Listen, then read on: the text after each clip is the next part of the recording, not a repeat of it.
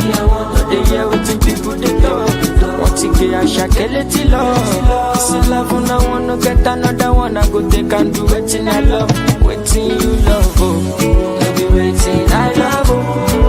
Waiting I love. I go do what we done my heart, oh. I go no be vodka. Mr. Money Changer. But I know the ways that Mr. You let a yum yum yum yum yum yum yum yum yum yum. Nayela pere, mat nayela pese. You let a yum yum yum yum yum yum yum yum yum yum. Nayela pere, muna kapela, chora kakisa, oyari yela pere. Balungna baire, tupa ani, imping tuna, masanta tapage, bayu tujale, masankele yura, baban tujara, oyari hela pere, bongna baire, tupa ani, asikulja tuna, ikina kine, ukile sikulja kine, titatia, undidle sikulja tia. Satasua, nzadle sikulga sua, korakua, nkole sikulga kua, sarasua, nsole sikulga sua. Tinayela pere, nakapere, chora kakisa, yari hela pere, bongna baire, tupa ani, sikulga tuma, tupa ani, sikulga tuma. All right. Good evening. It's 2 p.m. in the Boston area, 7 p.m. in Ghana. I'm your host, Ayuri Inga Ghana. I bring you the assembly. Last Thursday, President John Dramani Mahama delivered his second State of the Nation address to the people of Ghana. He delivered a speech that portrayed a nation grappling with economic turmoil, soaring unemployment, and a crisis of public trust.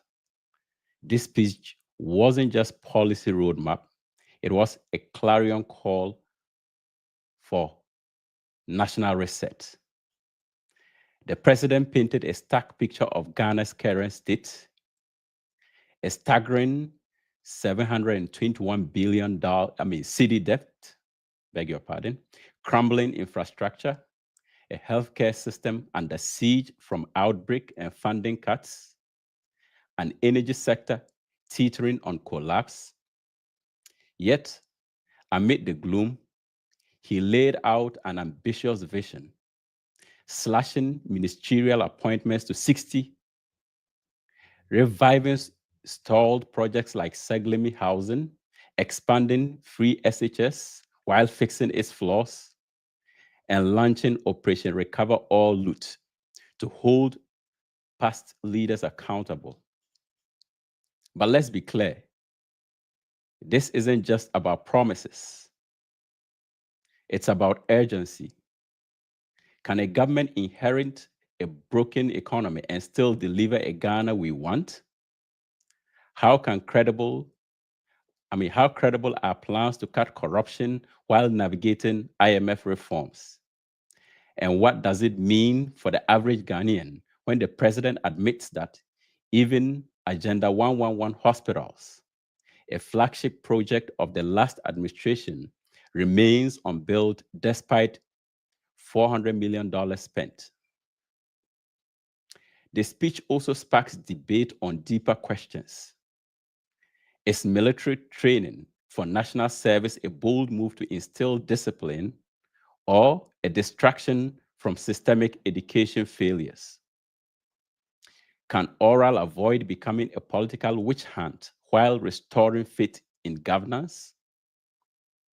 Will the 24-hour economy and youth empowerment programs translate into real jobs? Or are they recycled rhetorics? So tonight, I have three voices that are going to join me in doing justice to the president's first State of the Nation address. First, I have Alfred Appiah, who is a data scientist and policy analyst. I have Oreku Kusi Ampofo, who is a policy analyst based in Canada. And then Conrad Dumba. He is the chairman of the NDC Ireland UK chapter and also a vice president with Citibank. So, gentlemen, you're welcome. Thank you. All right. Thank you very much, Doc. So, all right. Yeah. So I want to begin with the appointments so far. Right. There's an adage that says personnel is policy. Right. So with the appointments so far, do they signal an effort towards the reset agenda? And I would like to begin with Conrad, who is a member of the NDC.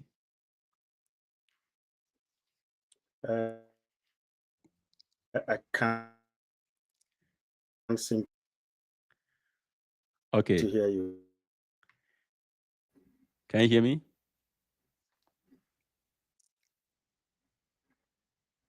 All right. Conrad is frozen. Let me go to Oreku first with this.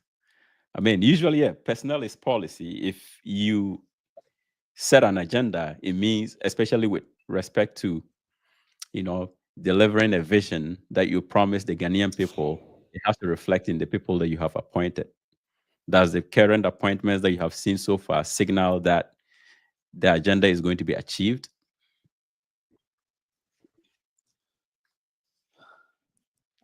Good afternoon. Yes. It's afternoon in Alberta.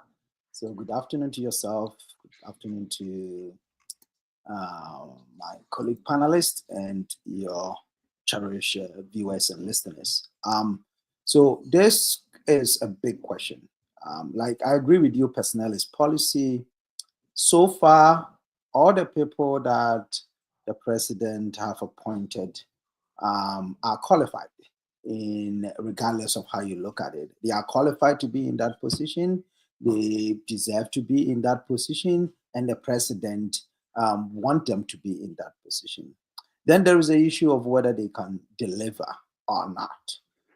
And for me, the promises of resetting the country and what the president talked about in terms of a broken country can only be fixed when we allow sober minds, not necessarily the political football that we've always been playing. We allow system structural changes when we decide to really look at ourselves in the mirror and say, this is the type of country we want to build, and this is what we are going to do to deliver that. So it's beyond individual minister here or there, because in my mind, systems co-evolve. So when you have one system doing well and the other not doing well, it will affect the other. So for me, so far so good. I don't have any issue with any of the appointees. I mean, one can make a case that this should have been a finance minister, this should have been, but at the end of the day, whoever qualifies to be there, the president appointed that person to be there. It's not up to us to really dictate to the president who he should appoint, because the appointment into political office actually comes with a lot of things. Some of them constitutional. Some of them, the Constitution is talking about regional balance. The Constitution is talking about 50% plus must come from Parliament. So all those things, you have to factor it in your appointment. But for me, what I'm really a little bit not optimistic with a reset agenda is the fact that we seems to be towing the same line of political response. and how when governments take over, the way we behave. So Operation Recover or Loot is an example. Right now, I haven't really seen any concrete program or agenda to stop or to prevent what they are accusing their political opponents of. Okay. So I think you're getting ahead of us. I want Right. us to, concentrate on the appointments first, and then we'll come to the specific issues that were mentioned by the president. And oral will be one of those issues. Okay. Then so right? far, I don't have any issue with the president. So, but if I you don't were want to go advising into the somebody who, details. yeah, but if you were advising somebody who is interested in politics and an ambitious and is ambitious to become sort of a successful politician in the future, observing from the appointments, how would you advise a person to navigate? Oh, that's the realm of politics. I mean, we Okay. see a pattern. We see a pattern where those who are loud, those who are really media, who have media presence, are more successful in the appointment. So Okay. I was listening to your MP Adongo, and Mhm. so far his name hasn't come up, and I think some group came out to do some press conference for him, and he's asking them to calm down because his name will one day be mentioned, even if it's not now. His time will come. So we see that those who are in the media, those who are making a lot of noise, and those who showcase their competence openly in the media. So media really has become a tool where you can showcase your competence if you really want to be successful. If you look at the pattern, if you look at the people that have also been appointed CEOs, some of them, they've been given the position because they represent a certain political constituency. And I think the president wants to hold those constituency still to his chest. So he gave key SOE positions to politically people who think and breathe politics, like Semi Jamfi. Everybody was expecting him to either be a deputy minister or a full minister, but he went to the CEO route, which was shocking. And such a political guy, if you give him the position, you have to be careful because he can use the post for further pure partisan calculations, which there's nothing wrong with that, but it's normally going to happen when I think the youth coordinator. What is this guy? I like him. He's one of those. He was Basantali. When he was going to his office, if you look at the numbers that followed him, I said, oh boy, it's going to be difficult for this guy to succeed because the expectation and how the number of people that will want something. And let us not forget, in our part of the world, when people campaign for you to come, they are not really looking for the overall picture of the things. They want direct material benefit. And that is why Apia Stadium, who is also one guy I like, and Mahama should listen to him and give him some appointment. He himself is going around saying that he also wants something. He also wants some appointment. So the expectation of appointment has been very high in our country now because people are seeing some people just showing up in the media and getting some juicy deals. And because of that, it has really brought a lot of pressure on the president. But I'm hoping the president will not allow the pressure to be too much. Will do what is right to reset the country. And if he's able to do that, it's good for his legacy, it's good for Ghana, and it's good for his party. Because NDC's success in the next 4 years will be dependent on the reset agenda. Whether he's going to use the left key or the right key will be determined by that. All right. So, Conrad, we lost you in the first moment. So, if you could come in now. Yeah, thank you very much. I hope my line is clear now. Yeah. Okay, good. I think that for me, so far, so good. Today is the 1st of March. We are approximately 50 days in government. And I think the appointments that have been made so far, like my good brother Oraku said, there's no one that has been appointed that we have concerns over their competence. A lot of the concerns you see are around why Asumisi is not there and so forth is not there. But we are confident that gradually, all who earned their stripes, all who worked hard for the victory of the NDC will be recognized. And I noticed that President Mahama has been magnanimous enough not just to reach out to diehard NDC members who worked hard, but equally to members of the civil society, people who are not NDC card bearing members, are not people who you typically think, in fact, in the past have criticized the president, but have also been appointed to various roles on the basis of merit. The important thing is delivering for the people of Ghana. And I think President Mahama has that at front of mind. I'm particularly heartened by the large contingent of young people that President Mahama is empowering by appointing them to key state institutions, either as CEOs or as ministers, deputy ministers, and so on and so forth.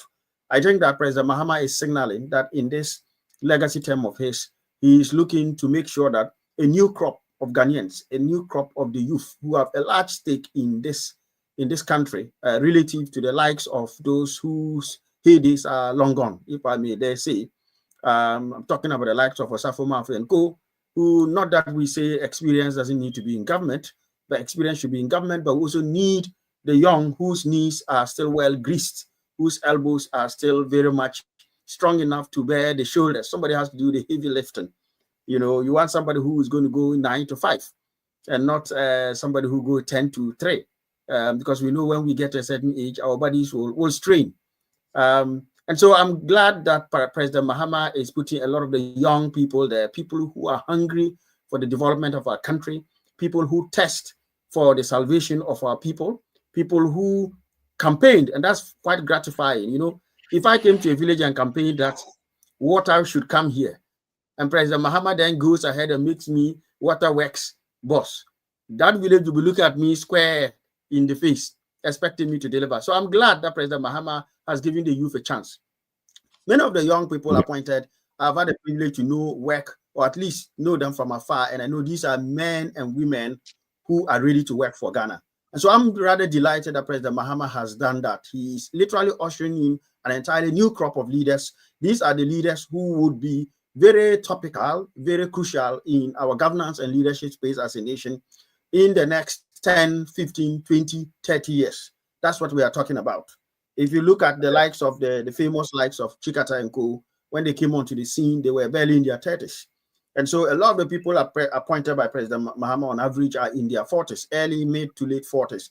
And that's quite gratifying that the energy is there. A lot of heavy lifting is required. And where heavy lifting is required, of course, we need all the heavy duty machines to come. But we also need that dose of experience. You know, we have some of the very experienced ones, like my own MP, the Honorable Dr. Rashid Pelpu, who have been around for a while, and they'll be able to provide that guidance. So far, so good, I say. I know there are many still waiting for appointments, whether it's in Ghana or in the diaspora. And I'm very much confident that at the right time, I know that the administration will let there never be a situation where anyone who joined hands to work hard for the return of the NDC to victory will be let down. Because the administration is very clear in its mind that these people who did the heavy lifting are the same people going to do the heavy lifting in 2028 and beyond. And of course, it is gratifying to note that for one of the first few occasions, people who have worked hard, you know, in time past, we have always said monkey the work, baboon the chop. Now we are seeing monkey the work, monkey the chop. If chop means being rewarded with an opportunity to serve your country. So I'm very much glad that President Mahama's appointment so far looks good in the right direction. I'm sure as the weeks go by, the months go by, we'll see more and more young faces coming. Hopefully, by the next time we come, my brother Oraku or Alfred indeed will be applauding one of them for joining the ranks of the many young people who have been provided the opportunity to serve Mother Ghana under President Mahama's government. Okay. All right. So Alfred, yeah, the speech was relatively long, right? It was about 2 hours, and the president touched on so many issues, right, ranging from the economy, education, you know, issues of women's involvement in politics, right? Just a wide breadth of issues. Now, there are many who say such a speech can be vague. It may take away, it takes away specificity, and it sounds kind of diluted and doesn't really talk about any concrete measures to address existential problems. So what's your overall assessment in that context? Is that a genuine concern about, the president's initial state of the nation? You want to let me talk about the appointment too? Okay. Okay. Well, yeah, you can take the appointment and then Okay. cycle back to that question. So I know I definitely support the point about the youth, right? How the extent to which the youth has been involved in this. Like, I was very surprised at certain very strategic positions that some of the names that I would see, I'm like, oh yeah, I wouldn't think that someone that young would be considered for those types of positions. So I think that's definitely very commendable. One of the things that the president has failed to do, though, and I mean, the government is still early for us to assess anything, but one of the things that he promised was that 30% of his cabinet was going to be women. Right now, if we include the vice president, I mean, is automatic on cabinet, but if we include the vice president, we're looking at about 14% of cabinet being women. So that was just one thing. I think the other thing, I mean, I wouldn't. We can go into individuals and try to see what was the issue, what was this person. I mean, you could always find something to talk about, but generally thinking of the structure of the government, right? I think definitely reducing the number of ministries, right, was a good signal to people. But I also always, I just have issues with all these Minister of State's appointments, the people that basically get appointed to the presidency, right? So you have a Minister of State in charge of public sector reforms. Like we've had that position, like under Mills, we had that position, and then under Mahama one, we had that position. Now we have a Minister of Public Sector Reforms. What have we actually done with those positions, right? We have somebody in charge of now we've moved green transitions to energy, and now we have also appointed somebody in charge of climate change at the presidency. So I think that in as much as we've reduced these ministries and it sends good signal, we just have to be careful with all these Minister of State appointments. I don't know, to me personally, I don't know what value those add, right? That's one thing. The other thing also is I'm a little concerned with the state-owned enterprises. And the government agencies. So for example, I think of like NEEP, the National Entrepreneurship and Innovation Program. It's a very small program, right? So it has a CEO, and then there was a deputy CEO that was appointed. So I think of these, I'm like, because all these people that are getting appointed, we have to think about the compensation package for them and all of that. So at the end of the day, one of the analysis that I'll be looking at for once government presents the budgets on March 11th is how much has compensation actually changed compared to 2024 levels, right? Because with all these, like we have all these now, I think my friend Otukono, the Honorable Otukono today I saw was appointed director in charge of agriculture or something like that. So all these appointments, now regardless, I think no matter how you look at it, of course, the last administration is going to be worse because of the number of presidential staffers that were appointed, right? But we still are talking about reset, right? And so this is some of the things that I want to keep at the back of our minds, right? Like in terms of the appointment. But overall, I think it's all in a good direction. I think there's all these little things that we need to look at, right? In terms of the economy, I think that the president painted like the picture that the president painted. I don't know how else you have painted a picture that you have an economy that is riddled with debt, economy that is in arrears. Like you could see all the state-owned enterprises, a lot of the arrears in ECG, in Cocoa Board, right? So there's all these issues that are happening. So I am not surprised that was the angle that the president started from.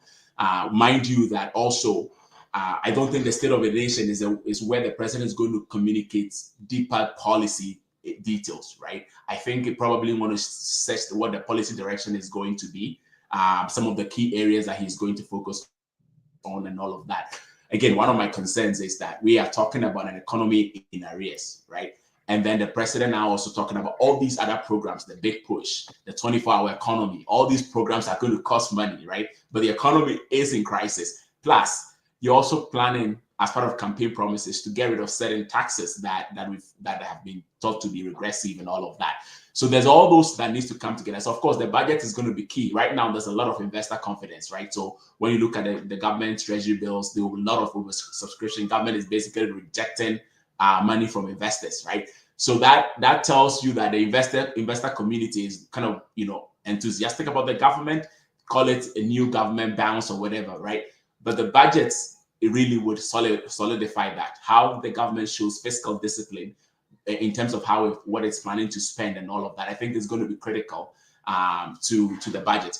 And I mean, of course, the other thing that we've heard from the NPP, of course, the opposition, has been things around the fact that the president didn't paint a good picture of the economy and that the economy is better. And they've referred to things like GDP growth. And I have a whole presentation that I could go through. Yeah. So I was going to come to you later on with that question, Yeah. But yeah, I mean, Conrad, the president came out swinging.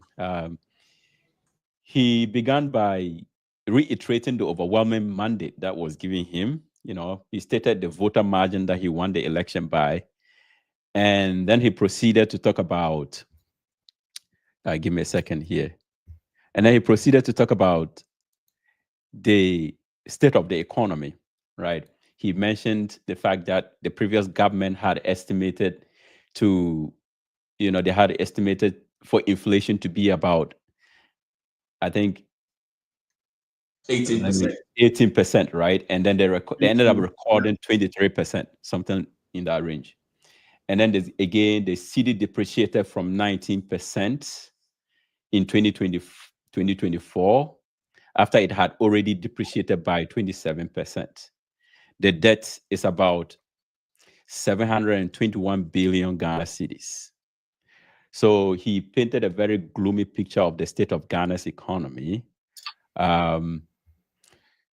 And again, in the same speech, he made a lot of promises with respect to where he's taking Ghana to.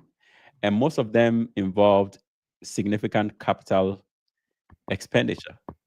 So as Alfred mentioned, he also stated that certain sources of revenue by way of taxation that were implemented by the previous government are going to be removed. So how do you square this cycle? I mean, so I'll go to you, Conrad, with this question. Really, how do you really strike a balance in terms of these seemingly contradictory positions? Yeah. Yeah, thank you very much for the question. First and foremost, how do we square that circle? To come back to that circle, I think that you read out that President Mahama said the debt burden was 721 billion. I think that's not the only circle. That circle is bigger. Now, I know one of the answers to the question was a 2-hour speech, 56 pages, but every single page was worth it in my view. When I analyzed it, one thing that is obvious, I've known President Mahama is a man of detail, a man who likes to be very comfortable with what he has to. He does. It's not the type that will write for him and in fact go and copy, plagiarize stuff, that he'll just come and read them. He goes through it and makes sure that he's very clear. He also plays a very active role in actually his own speeches. Almost every page was oozing with details. And that's what the MPP, having read it, came to the conclusion that this is lamentations. It is not lamentations, unless they are biblical. It is a true picture of the pathetic state in which they left the economy. See, the 721 billion you're talking about is the combination of our external and domestic borrowing. If you page through that 56 pages, you see a few more, which I highlighted here. You had Cocoa Board's debt in there, some of which have not been roped into our national debt, 32.5 billion cedis. You had Cocoa Roads, the same Cocoa Board, commitments on Cocoa Roads that they put out, 21.7 billion. You have stalled infrastructure projects, amount committed to them, 44.25 billion. You have cost overruns in relation to those as a result of the stalls, estimated at 15 billion. You have the energy sector debt that they have accumulated. Ignore what they've done with ESLA, another 70 billion. You go into Agenda 111. We have an estimated 22 billion to be able to complete. They've spent an average of $18 million per hospital. Some of those 111 projects, you go there, there is nothing on the ground. It's pretty much like $58 million for a National Cathedral, a big swimming pool. That's what you have in some of those places. You have unpaid road contractors. Some of them as little as 2,000 Ghana cedi. Imagine you've gone to do a culvert project for the government and they owe you 2,000 Ghana cedi. How much is 2,000 Ghana cedi in dollars? About $100. just about $120, $130. Government still refused to pay, going back as far as 2020. So you can imagine the debt, not just that debt alone, but the interest on all those debt accumulated. 20 billion worth of that for just road contractors. Then you have road projects that have been approved and committed to 105 billion. Add all that to the 721, you get a 1 trillion and 51 billion. And you see, I gave an interview on Radio Gold sometime in November, and I said, look, when the die is cast and everything is laid out, when that frog is died and its true length is known, our debt would exceed $1 billion. And so when President Mahama was going there, naturally for my area of being a numbers person, I totted them up. And I was like, I'm not even surprised. And this is what President Mahama has listed on his State of the Nation address. We haven't even gone to the other areas yet. We have not even talked about the millions, if not almost $1 billion cedis between 2017 to 2024 that we were losing through the National Service Authority scandal and so on and so forth. So you can see that I can understand why the NPP called it lamentation, because it was a true reflection of the mess they've left this country in. Okay. So, I mean, yeah. So maybe I'd like to make a little bit of a correction. Yeah. So when we were going for the IMF program, right? So before, the national debt, the public debt would only be reported for the central government, right? But because of the IMF program, government has guaranteed some of these, even the cocoa board and all of that stuff, government has guaranteed some of them, right? And so a change was made. So now the public debt, the total public debt actually includes debt from the central government and then state-owned enterprises, as well as all the special purpose vehicles. So I think the 700 and something would include all those other ones that you're talking about. Otherwise, we'll be double counting them. Okay. So, but Alfred, you have a presentation on the state of Ghana's economy, right? That maybe if you want to really show us a true picture, and then from there I'll go to Oreku with other more policy-oriented questions. So let's present. Can you see my screen? No. Not yet. Okay, let me. So can I just say share screen, right? Yeah. And then. Okay, let me. Yes. Give me a second. Yeah. Okay, give me a second. I gotta do something. Let me. Okay. Yeah, we got it. You can see the screen now. Yeah. Yeah, I can see it now. This. So just wanted to touch on a few things regarding the state of the economy, right? Because I think that and this is more, a lot of this might be in response to some of the things that have been happening after the president talked about the state of the nation. One of the main things that we need to think about is that as of July, we haven't actually seen data on the government's fiscal operations since July 2024, right? So even the president, when he talked about the debt and all of that, like we didn't hear anything about the national deficit, like the budget deficit and all that stuff. So when, for example, when the NPP say they left a strong economy, right? One of the things that I know the former finance minister, for example, said, oh, they left behind a decent budget deficit, or at least a decent fiscal deficit, but they haven't actually put a number on it. Part of my suspicion is that, we know that with elections, right, there's always a lot of spending when it comes to elections, and that usually impacts the budget deficit. So one of the things I'm looking forward to seeing is when the finance minister actually presents the budget on March 11th, we'll see what the actual damage was, right? Because the NPP has said things around, like, they've thrown around numbers around GDP growth, international reserves, and those kinds of things. But I mean, of course, those are just some elements, but that doesn't really fully tell the story, right, about the state of the economy when we think. So just to recap, right, in terms of GDP growth, so they've cited the numbers for 2023, 2024, the first 3 quarters. So the 2024 Q3, the economy grew by about 7.2%. On average, in those 3 quarters, the economy grew by about 6.3%. So, I mean, of course, okay, that sounds good. But GDP growth is only one dimension, right? And even with the GDP growth, you also have to understand the composition and the drivers of that growth, because that's important. And one of the things I wanted to show, if you look at the economy, right, and you compare to pre-COVID, like you take the growth you take the GDP and compare across time, you will see that the economy itself started growing above pre-pandemic levels a long time ago, right? So when people start throwing around numbers about what GDP growth has been and all of that, like I just think that it doesn't paint a good picture. So because overall, like as of Q3, the economy has been growing about 18% above pre-pandemic levels. But even when you look at the chart, you can see that yes, there was a dip with the pandemic.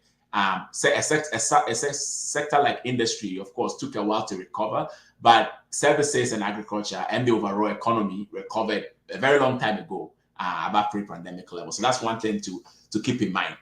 The other thing is that even the growth that we are talking about right now, what is driving that growth? Because what is driving the growth is very important as well.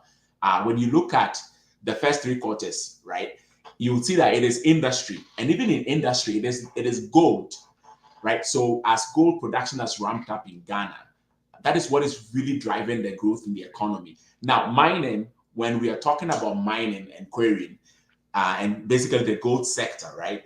It doesn't create a lot of jobs. Like when we are talking about the legal, I'm not talking about all the illegal mining and all of that stuff, because right now what we are made to believe is that it's illegal. Like, so none of that is really going into our official calculations, right? I mean, I don't know the extent to which that is actually true, but let's go with that argument, right? And so mining is it's one of the big subsectors. But it is what is really driving the growth, because information and communication is a very small 3 to 4% GDP contribution subsector, right? So you see that mining itself doesn't really create that significant number of jobs, right? At least the legal mining.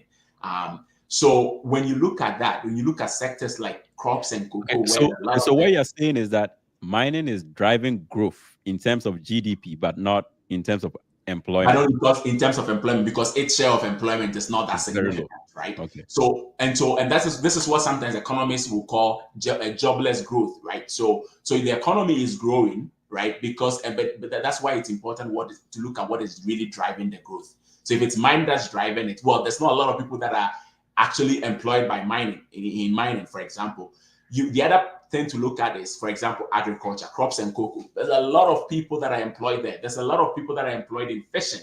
There's a lot of people that are employed in forestry and logging and all those stuff. But when you look at the growth here, like fishing, for example, in Q3, contracted by as high as 22%. That also has implications for food inflation, right? Because that's no surprise in that when you look at our food inflation, when you look at inflation basket, food inflation is stubbornly high. Like it still continues to increase. Look at crops and cocoa, for example. Like you look at, of course, cocoa itself. And then the other thing is also manufacturing, because manufacturing also has a lot of jobs, right? But also manufacturing also is about value addition, right? And so when you think about how that could really impact our import bill and all of that, so if manufacturing is growing at a paltry 3.4% on average in 2023, 2024, right? Then that's why I'm saying that if you just throw around the overall growth numbers to show that the economy is in a good shape, then you might be misleading people, right? The other thing is that, like I said, the economy is like the GDP growth is just one thing. What about the things that actually impact people's pocket? So the rate of price growth, inflation, right? So inflation has been significantly high. Like it has been above 20% for so long. Like we compared December 2023 to December 2024, and the inflation has only decreased or declined by just about 0.2 percentage points, right? So this is something that impacts, and this was where the president was talking about, the fact that we had set a target of 18%, right? And then we ended up with 23%, 23.5% or 23% inflation. Actually, the target range, right? The overall target range for the Bank of Ghana is between 6 to 10%, right? So it's 8% plus or minus 2. And so you could see that we are really, really high. Same thing with food inflation. So when somebody is looking at this, right, and then saying that, oh, we left behind a strong economy, mind you, the economy also couldn't even service its debts, right, to begin with in the first place. The other thing is disaggregate the inflation. Look at food inflation. When you look at our inflation basket, about 43 to 44% of the basket is actually food, right? So it carries a weight because inflation is, the basket is based on weight and all of that. Compared to like in the developing nations where food is usually not that high significant proportion, but it's usually shelter and stuff. In a lot of developing countries like ours, food is one of the biggest contributors, or one of the biggest share of the basket, of the inflation basket. So if your food inflation is growing by about over 20%, like 26% and thereabout, that is going to impact people, right? And so these are the realities, right, that the people are facing, right? So if you throw around numbers around GDP growth to say that you left behind a strong economy, or the fact that you left behind strong reserves, but meanwhile your reserves is also a little stronger because you are not servicing most of your external debts, right? Because you suspended them as a result of all the restructuring that you needed to do. So the other thing on inflation even is that when you look at it, the local inflation is actually higher than imported. So the inflation on locally produced items. So basically, the items that we are producing in our country, right? It is growing at, the price of that is growing at a faster pace compared to what we are importing. Because you would think that with imports, there's all those levies that you need to pay on it. So basically, that what happens then is that in country, your cost of production is high, right? And that is translating into what people are paying when they go to buy stuff. So these are things that people will face, right? So if somebody says they left behind a strong economy by throwing around GDP numbers, that becomes an issue. The other thing that I wanted to show was even the inflation itself, right? The whole disinflation, the fact that inflation, because they always refer to the December 2022 where we saw a lot of the spikes, right? One of the things you see that even when you look at the regions, and this is where, we look at some of the regions, like for example, Greater Accra, like the inflation went down significantly. But then when you look at regions like those in the north, you see that they're still really, really high. Some of them are still in the 30%, even in the national average is about 23%, right? So that's the other thing. And then, of course, there's also interest rate, because again, the cost of borrowing is important. The cost at which people are actually getting money, businesses are getting money. And part of what was driving this is because the government itself is in the market borrowing, right? So the government is borrowing through treasury bills, because that was the only option that was available to the government after all the domestic debt exchange and all of that, and the fact that we've been suspended from the international capital market. And so that is all the stuff that is driving interest. So here I just wanted to show, like, for somebody to say, oh, we left a better economy in we're living a better economy than in 2016, that way you can compare the monetary policy rate, the average interest rate, right? It's way higher than it was in 2016. So you're not living behind a strong economy, by no doubt. And then also credit to the private sector is also key, right? Credit to the private sector, because of course the private sector needs credit to grow. And when and one of the ways you look at credit to private sector is actually comparing to the size of the economy. So you can see, like, in 2015 and the rest, we were about 17% relative to GDP.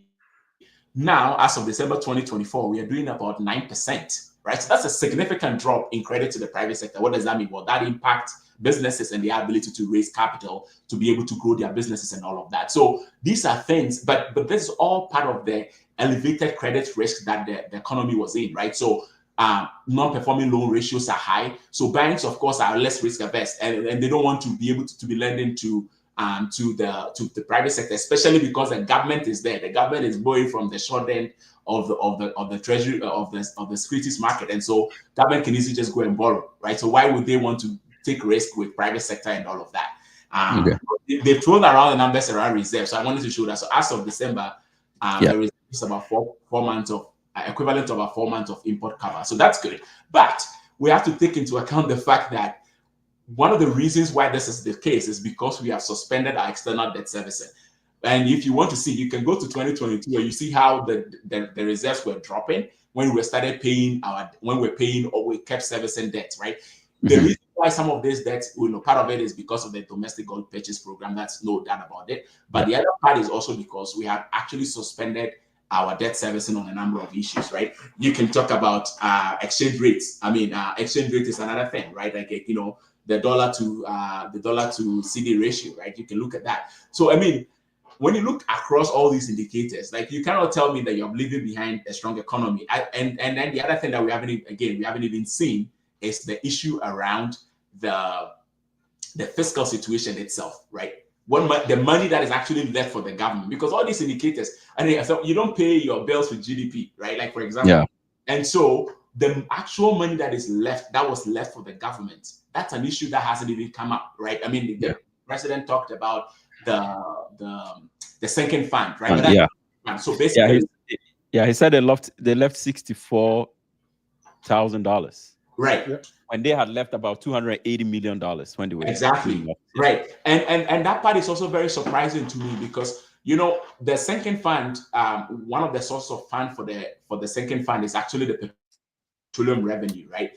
And the watchdog, what is it called? The Public Interest and Accountability, PIAC, right? They've been raising concerns over time about the fact that the finance minister has been arbitrarily setting a cap of $100 million on the stabilization fund. So basically what that means is that whatever is over the stabilization fund would now be transferred into the consolidation fund. So you would think that some of that money would actually be going into the sinking fund in anticipation of all the debts obligations that were coming up, right? So for you for us to see that there's only about 64,000, that was very surprising. So what is happening with all that money? Because PIAC says that if they were doing the right formula for the stabilization fund, they should have been about $530 million that was in the stabilization fund. Somehow the government said we're just capping it at 100 million. So anything above 100 million, we're going to take that money into the consolidation fund. So it's all very surprising. And I think Ghana, and honestly, I think Ghana needs a forensic audit. Like I think that it needs to be to get into the whole oral conversation later on, but I think there just needs to be significant number of audits in different areas to be able to trace where all this monies went to, right? Because I mean, like the bulk of the petroleum revenue that Ghana has accrued was actually accrued under the Akufo-Addo government. Okay. Right? So what happened to all that money? Okay. So I mean, Orek, we are not really an economist, but just listening to Alfred, do you get the impression that this government, the past government, was unique in the way they mismanaged Ghana, or this is still related to the structural problems that we have dealt with in the past? So thank you so much for the question. When I was listening to the president, I was a little bit shocked with some of the revelation. I have to be frank. I was shocked with some of the revelation. But at the same time, I asked myself, you got this big mandate because there was something fundamentally wrong with the political party in office. So we want you to do something. And he himself said he's not a type that goes around complaining, and he's going to fix it. So I want to really focus on fixing it, and what are some of the policies and programs that he's putting in place, and also try to understand his rationale and the logic behind his ability to fix it. But for me, yes, I was shocked with some of the revelations, but at the same time too, it's also politics. So you don't expect, I think since 1992, any government that comes in office have always painted the other government black in a lot of sense. But of course, Akufo-Addo's government had some uniqueness in terms of a certain spending pattern. We thought John Mahama's government was unique in 2016, which was true because by the time first term of John, I think they had borrowed close to 80%, 70 to 80% of the GDP. But now I think we are all over the place. So and it tells you that from 1992 to now, although the middle class is expanding, although things look superficially good in Ghana, we've been sinking in terms of the basics. Food has always been a high price or a high consumption expenditure for Ghanaians. That's always been, ever since I was growing up. Always been. When your parents pay your fees and they buy food, the money is done, basically. And food, so when we're in Legon, even some people were eating once or twice. Like it's always been, Ghana has always been an expensive country. Very expensive country. From 1992, ever since we started following politics, very expensive country in terms of food. Rent is not really bad. It depends on where you live, because some places you can even get a place to live for free. But in most cases, we spend a lot of our money on food. And credit issues. We don't have the ability to generate credit from the normal banking system as individuals and use it to do whatever you're going to do. And even if you get it, like first time it started picking up, even if you get it, the interest is crazy. So we have some of these issues. I think Akufo-Addo's government disappointed based on a whole lot of issues. Mismanagement on their side, global factors on the other hand. And we shouldn't really downplay that. And I think Alfred said, unlike the developed world, food is not really a big part. But now it's really a big part of the expenditure. When I look at my own personal expenditure after my mortgage, food is the next biggest item. And I used not to record it. I started recording it recently because everything is crazy now. Avocados I used to buy for $7, it's now $14. Hey, take that up with Trudeau. This is not. Yeah, so it's been crazily expensive across the world. But that is also not to absorb Akufo-Addo's government. They mismanaged the country big time. So some of the revelation Mahama said, I was shocked though, especially with that $64,000. Yeah, that's the second one. If it is true, then it's, and I don't think the president too will lie or will deliberately tell untruth, but it can also be that the calculation. I mean, it might be true because, the sinking fund was essentially to service our foreign debt, right? And so we had defaulted, which meant that we didn't have money to pay our debts. So it might be evidence to the fact that we had depleted our reserves and there was nothing left. $64,000. I mean, that's something. Yeah, but that anyway, was shocking though. That was shocking for me because what are you going to do is $64,000? Yeah, as a country. So we have $64,000. So we don't know what's going to use $64,000 for the whole country. So that was shocking. But Alfred's explanation is making me a little bit. It's really sensible in the sense that maybe they wrote most of them into the consolidated fund. And Ghana, when money entered into the consolidated fund, it's lost. It's gone. You will not be able to trace it. But when it gets to oral, we will look at some of the things because I disagree with this whole forensic thing. Some people are talking about it's a criminal thing. We have to audit the whole country. It's unnecessary. We really have to put in different measures, programs, and policies to stop the bleeding and see what we can do.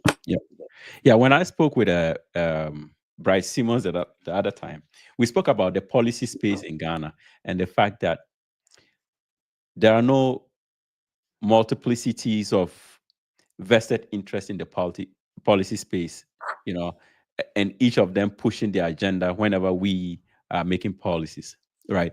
And with what Alfred has narrated, right, the fact that politicians will come and tell us that GDP has grown by this, and they use that as an indication that they are doing well in government, whereas when you look at employment, these are sectors that are not necessarily bringing people into the labor force. So I think our demands of our governments, we might not actually be that aggressive in terms of demanding output from our governments. Because if you are demanding from your government, unemployment should be a big thing, right? In America, constantly, any government that comes into power, their ability to bring down unemployment is one of the yardsticks for measuring their performance. But in our case, we allow politicians come and brandish numbers in our face that GDP has grown by this margin, yet it could be foreigners who are coming in and doing business, could be the service sector that is growing, but there's no accompanying growth in the well-being of the ordinary person. And I guess it goes back to the lack of competition or struggle among different interest groups within our policy space who would hold government accountable in terms of the policies that they are pushing towards the overall economic growth of our country. Right. Respond to that or sorry, just I mean, African can be So on that point, right, I think it's important because I followed the discussions a number of times, like policy discussions and some extent of policy discussions, and I think usually it just comes down to people say, oh, is this inherently a good thing or inherently a bad thing, right? Versus like getting deeper into the policy. And because part of it is also these politicians don't even release that much information about whatever policy that they are pushing, right? So up till now, we've implemented things like free SHS and one district, one factory and all of that. Like, I don't think anybody can point to any policy paper on any of those stuff.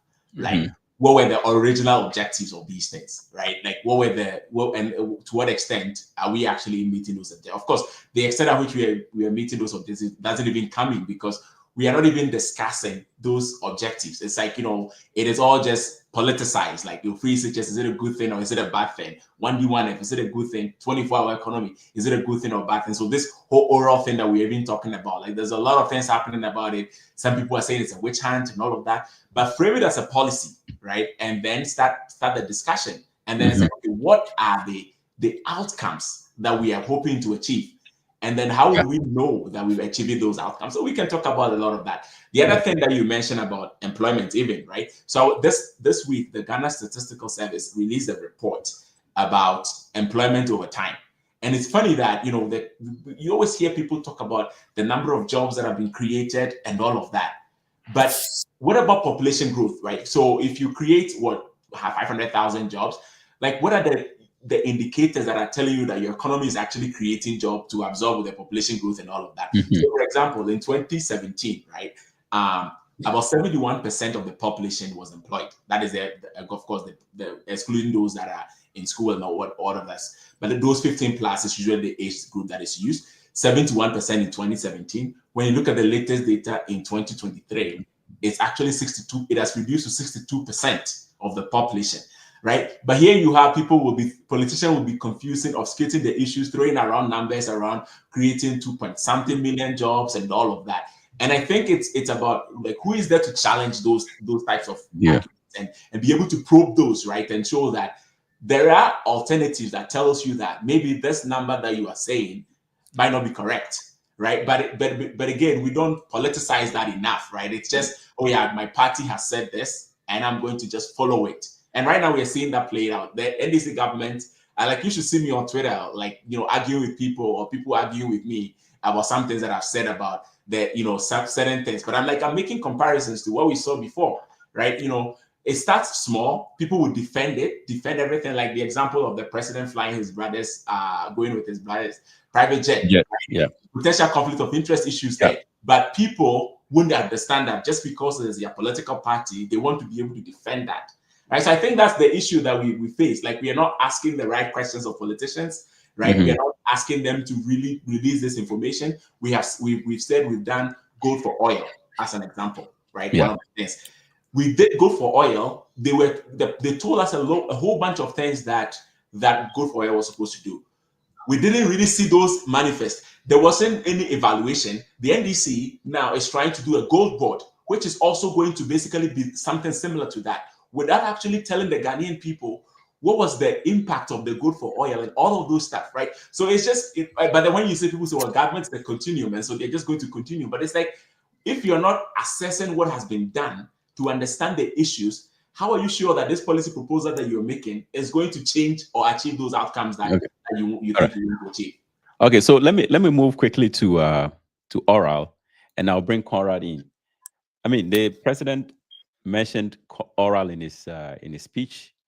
He also made mention of the national service fraud, and that he has asked that those involved should be, taken through due process and prosecuted.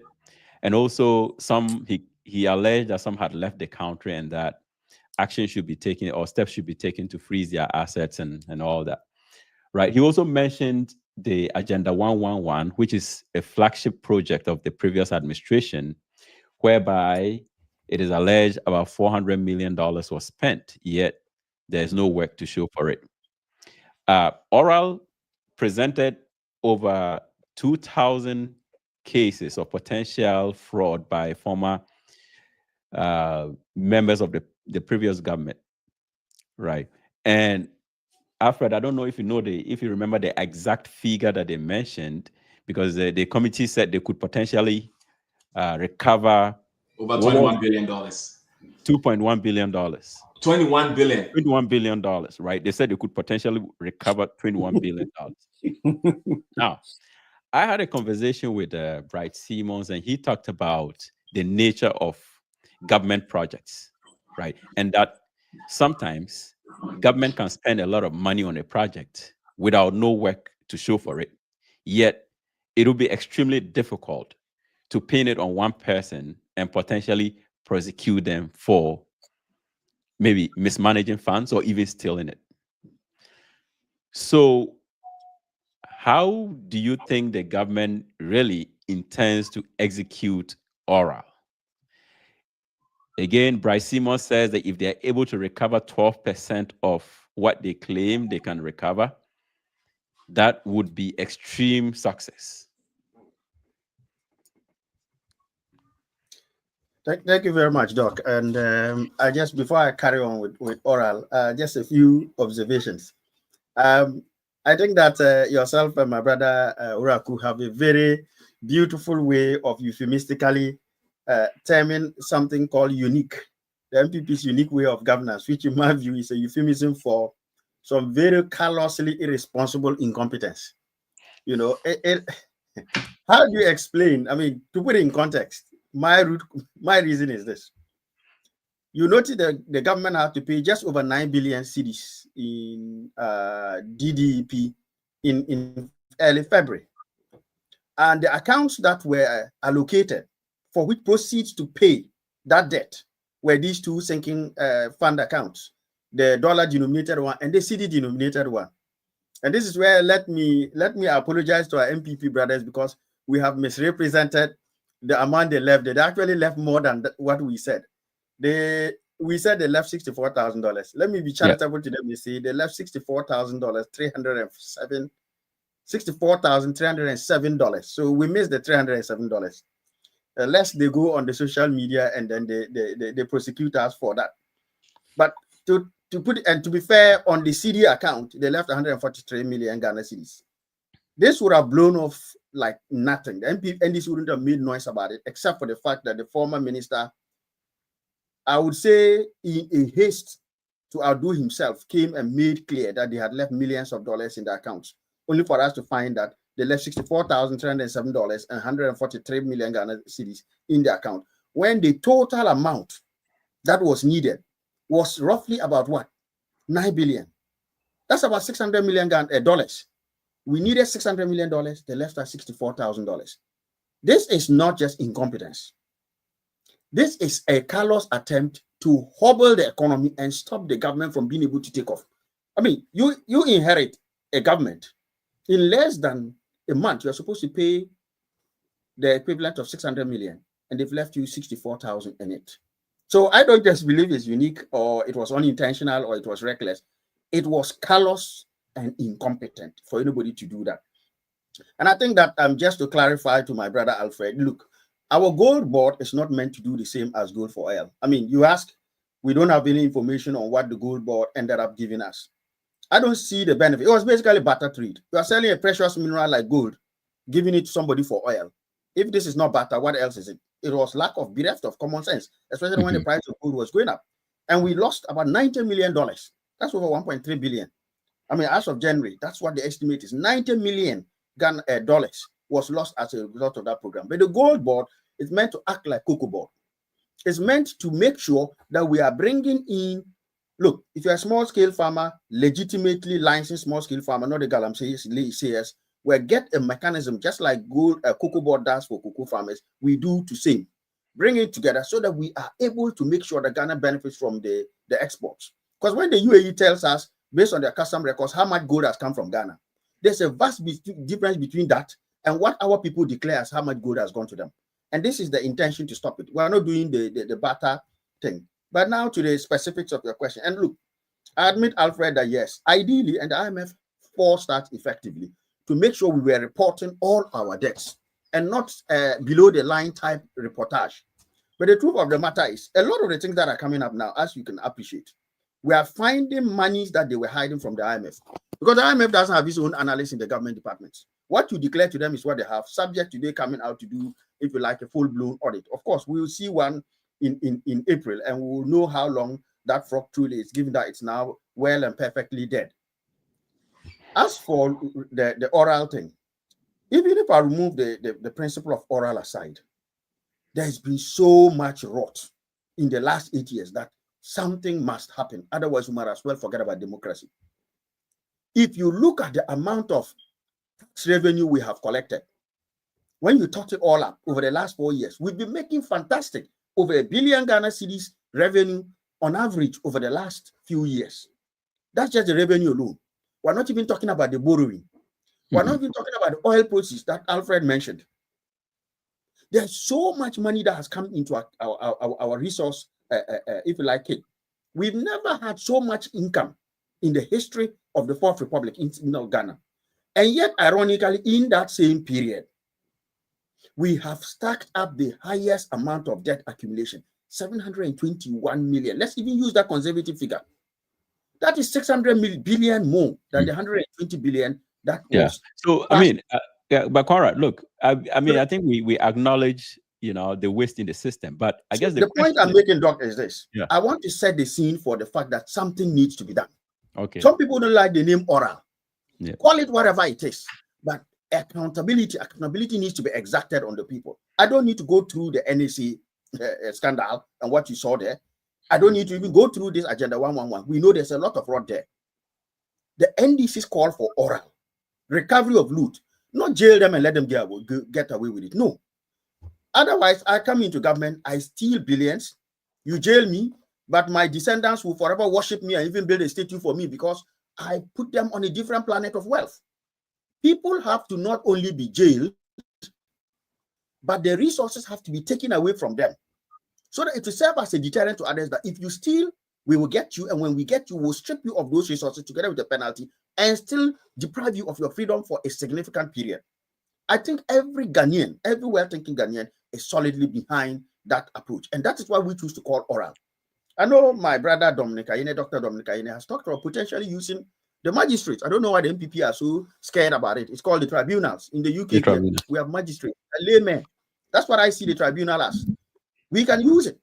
But whatever we use, whether it is, let's be honest, the current law says the law courts, the current judiciary is corrupt, and they're part of it. We need to make sure that oral really works, and the people should be involved. Whether it's through a people's magistrate system where you have a proper legal person sat side by side advising them, but making sure that we exact justice and we recover all loot, every single loot that left our country. How is it that Ghanaian investors in the last 8 years became the largest individual private investors in Guyana's oil industry? I'm talking about Guyana in South America, not our Ghana. And you know where it's traced to? Elements in the presidency. You have our own jersey here. There's the tax savings around here. They've been flying here with all kinds of loot. We must get them back. Whether it's by oral or any other name someone calls it. If anybody is thinking that my brother is sitting at the High Court or Supreme Court waiting for you to bring there so they will do UFC and send you back.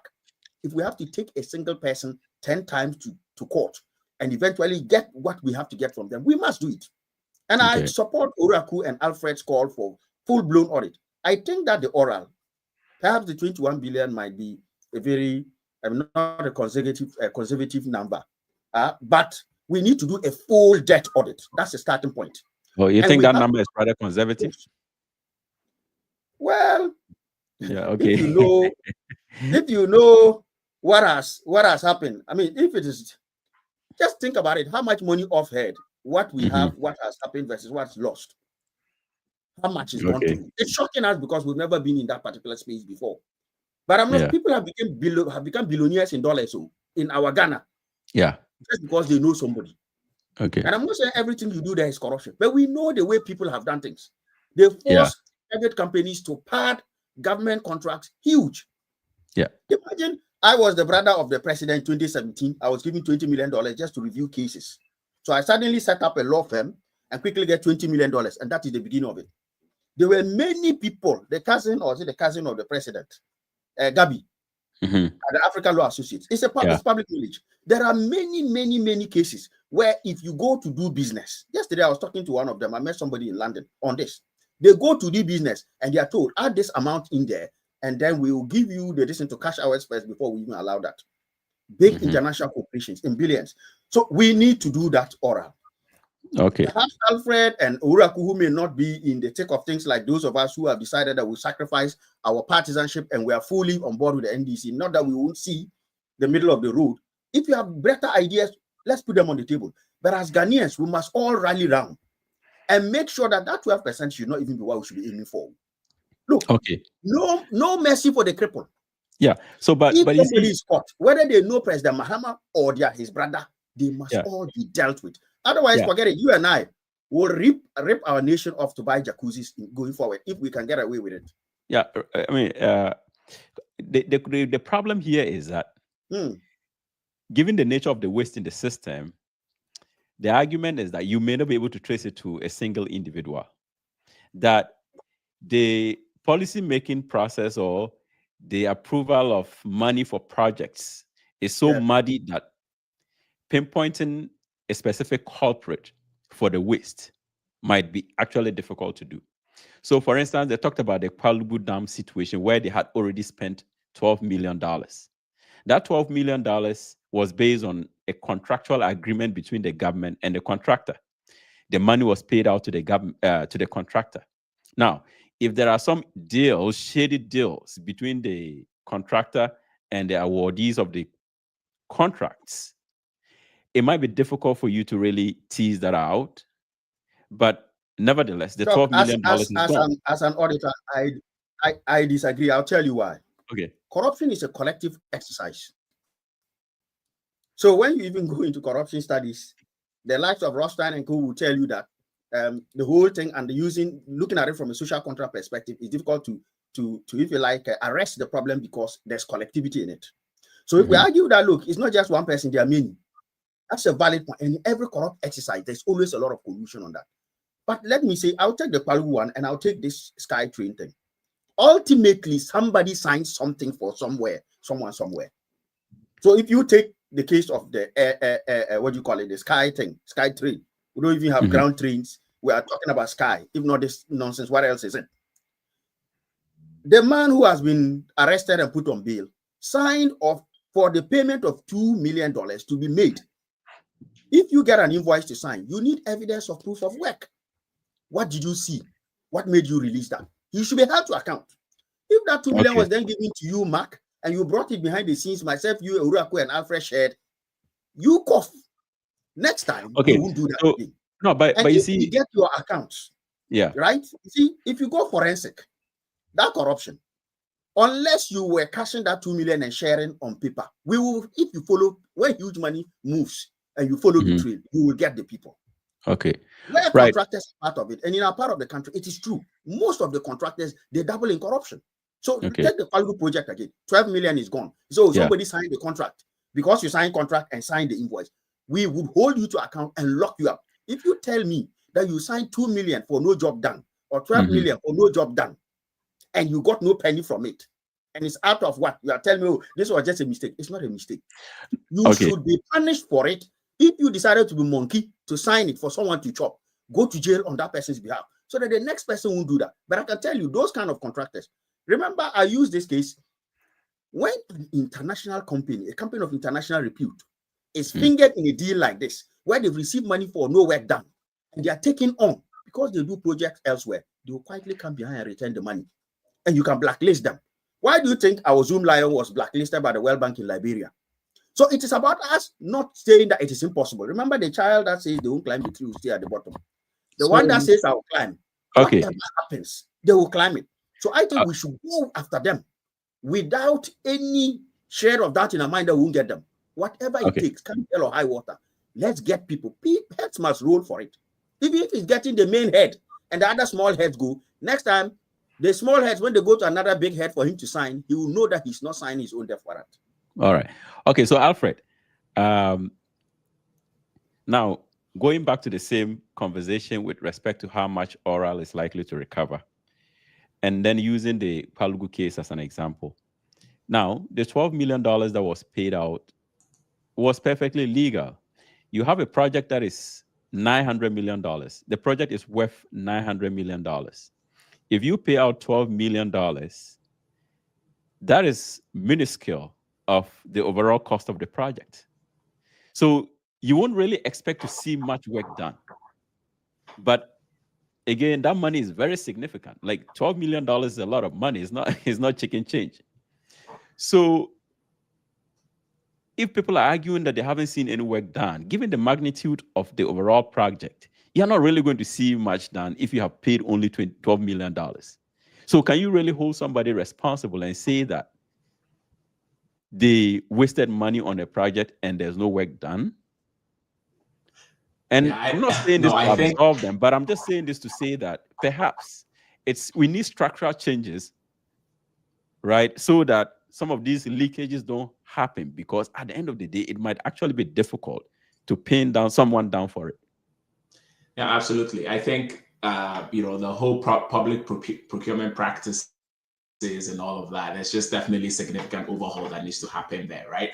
But one thing that I wanted to mention, though, in the whole oral conversation, is I'm thinking about what has happened recently in the Sagalemi case, in the banking sector cleanup case, in the SNET and the Thompson SNET case, which other one? The Opuni case. They were all cases of causing financial loss to the state, right? These were people that I think the NDC felt that they were politically being persecuted, right? And I'm saying that within the context of oral, in the sense that would people that when we find people corporate, when we are successful at prosecuting people, or will they be biding their time? Will they be stalling to wait for a favorable government to come to power and set them free, like has happened in these cases that I mentioned, right? So I think that's a food for thought for oral as a whole, in terms of how we are approaching our whole thing, because I mean the court system is slow, like if you will, like, and I don't think you would disagree with that, right? And so look at the Opuni case. There were so many delays that were introduced. Even the defendant himself introduced some certain delays into the whole process, right? So now he's free, right? But what happens to the state's money that was involved? The Sagalemi case, for example, the whatever about $200 million or whatever that was involved in that. What happens to that? In the case of the banking sector cleanup, right, where and I'm not saying that Dr. Siema was guilty of anything, but what has happened? Because basically the Bank of Ghana, whatever Bank of Ghana money that went to Unibank or UT or whatever, what happens to that money? And then what also happens to the whole banking sector cleanup? So in as much as we are saying we are recovering loots, right, are we letting things go, right? Because at the end of the day, it is Ghana, it is not NDC or it's not MPP, right? So that has implications for oral. The other thing that I say, and I continue to say, is that oral has to manage people's expectations. Throwing around numbers like $21 billion, even our friend Conrad is saying it could even be more. Yeah. Right. But when you actually look at some of the details that have been put out, right, oral is actually overestimating a lot of these things. Like one example is the National Service Scheme, right? So the presentation that the Honorable Ablakwa gave on Joy News, I think, was that the National Service Scheme was actually 4.5 billion. But that's not correct. Like that's not possible, because there's no way the National Service Scheme, even when you look at their budget from whenever national service started to now, there is no way they would have had $4.5 billion. $4.5 billion is actually about half of the whole country's budget. So when you actually do the calculation, you know that you see that it is actually way less than that. It is in the millions, not in billions. Another example I'll give you is the printing of the money, the Bank of Ghana monetary financing in 2022, right? That has been listed as a scandal that potentially we can recover about $5 billion. That is basically the whole 80 billion that was printed, whatever amount that was printed, right? But remember that money was printed to be used in the appropriation. Like it was actually spent on government spending. Expenditure. So where is the recovery going to come from, right? SML is one of the other ones that have been listed. It says 3 billion SML. The 3 billion, the SML contract, the part about the upstream was actually cancelled, right? So that contract actually didn't go forward. So if you list that as an amount that can be recovered for a contract that was actually cancelled, right? The upstream part was cancelled. Yes, maybe you can recover some of the downstream part of the whole contract. So this is why I say that the oral has to really make sure that it manages people's expectations, because I say that because the government will still have to raise revenue somehow, right? So if you have thrown around these numbers as things that you can recover, and then down the line, 2 years or so down the line, you are not able to recover this to that extent. But now you also have to run the government. You still have to raise taxes. You have to do all these things to do that. How do you now go back to the people and say, how do you generate support for government fiscal measures or revenue measures to say that we need to raise money to run the government? So that's why I say that I had all these questions, because I think the numbers in Oro, at least from what we have seen, they have been overinflated, right? In terms of now, maybe they might get in there and find more things, but I could go on. Like there are some other examples on there that you can go on and on, which is why I think that one, Oro itself has to be framed as a policy. They have to tell us, okay, what is the overall goal of Oro? Because recover all loot sounds to me that, you want to recover all the loot that you've identified. But can you actually recover all the loot? So what is your target? Like, what is your target for prosecution? What is your target for recovery? Like, you need to really be able to tell us. This is the point that I talk about the policy discussions, right? Because, and of course, Oro itself is going to cost money too. Because think of investigations that need to happen. All these cases that if you look at the AG's caseload per year and look at how many potential cases he has to deal with Oro, it's going to be a lot of cases. So that's going to come at a cost. So Oro itself also needs to be costed.